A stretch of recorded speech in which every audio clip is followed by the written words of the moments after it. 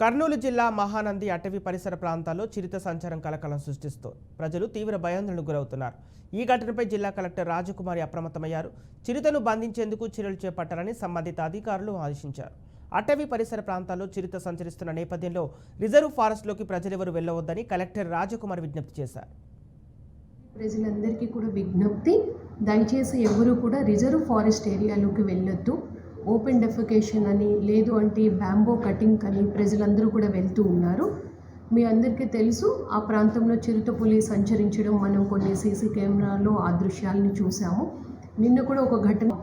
ఆ పులుల సంచారం అన్నది పులుల్ని కాపాడడం ఒకవైపు మన బాధ్యత, అలాగే రిజర్వ్ ఫారెస్ట్లోకి వెళ్లకుండా జాగ్రత్తలు తీసుకోవాల్సిన బాధ్యత కూడా మనపైనే ఉంది.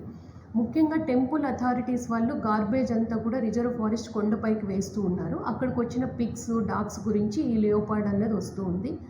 ముందుగా గార్బేజ్ ఇమీడియట్గా క్లియర్ చేసి దాన్ని ఏ విధంగా మనం బయో మైనింగ్ చేయాలా అన్నది తక్షణ చర్యలు